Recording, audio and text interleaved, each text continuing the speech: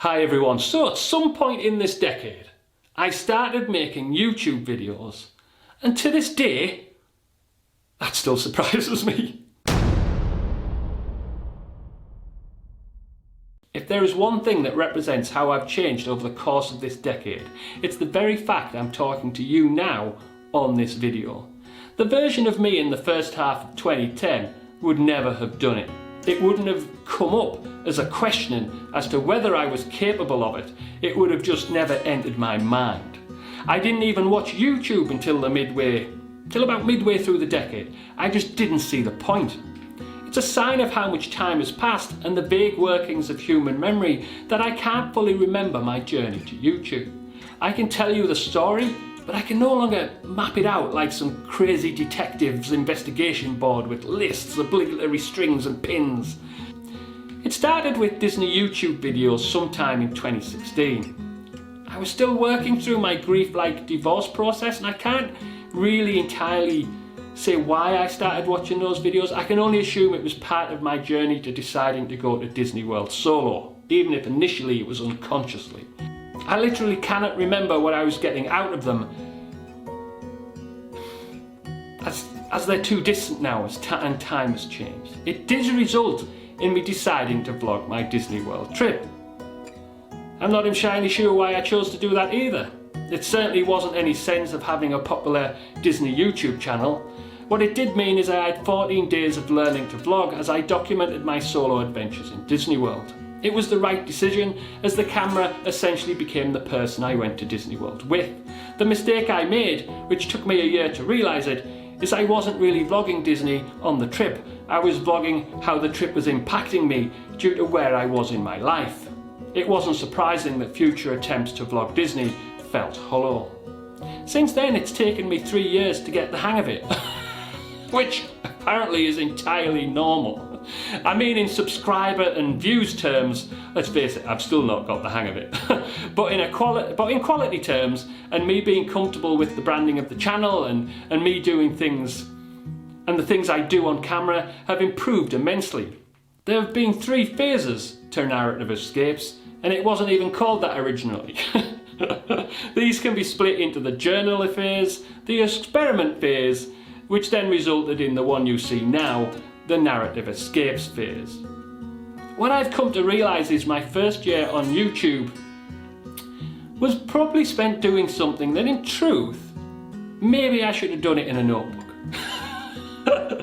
While not all the earlier videos are like this, there is a healthy element of me journaling through a process and dealing with my new life situation. They're a bit raw in terms of their technical quality, delivery and subject matter. And was that a mistake? I don't believe so. The process worked for me, and some of my dedicated subscribers come from that period. I've not taken those videos down, but neither do I overly feel the need to watch them. There are videos on this channel that I watch myself on repeat occasionally. You know, the Rockies videos and maybe some of these ones later in life, but those early ones, probably not. As I've progressed with YouTube, I've come to the conclusion everyone should do it. The experience and skills you pick up as you become more natural and authentic on camera are absolutely invaluable. You see, most people never see how other people see them. You may have a perception in your head, but film yourself on a regular basis and you'll soon learn to some degree that perception is wrong. Not disastrously wrong. And sometimes things you've seen as negatives are actually positives when you see them. But the reality is different from your imagined version in your head. Seeing it and improving it as benefits for all sorts of interactions outside YouTube. You learn to be substantially more comfortable with who you are. Or if you don't, you're likely to stop making videos. I was someone who didn't even like having my photo taken. While I've not become a demented Instagram fiend, it now doesn't bother me. Not only that, the thought that someone could point a camera at me these days and I could sincerely look down the lens and speak as if someone is on the other side still absolutely amazes me. At the start of the decade, that would have totally terrified me. It's said that doing YouTube can be bad for your mental health, and I do get that. Obsessing over the metrics and channel growth can be dangerous, and let's face it, if I did that, it would drive me insane. because increased channel growth is not something I've mastered. You either learn to be more resilient or the whole deal will consume you. It teaches you to concentrate on your own success and not that of others. It teaches you to focus on yourself, to focus on how to deliver value through avenues that are authentic to you. Primarily because if you fail to learn those lessons, YouTube will torture you on a daily basis. This brings me to my final reason why I think everyone should do it. You figure out what your message in personal branding is. Personal branding gets a bad rap. It gets a bad rap because some people associate it with out of control capitalism and the need for every individual to be a marketable product. I get that. There is an element of that, especially if you're using it to target getting a job. But it also teaches you about yourself and what you want to communicate out to the world and what makes your life better.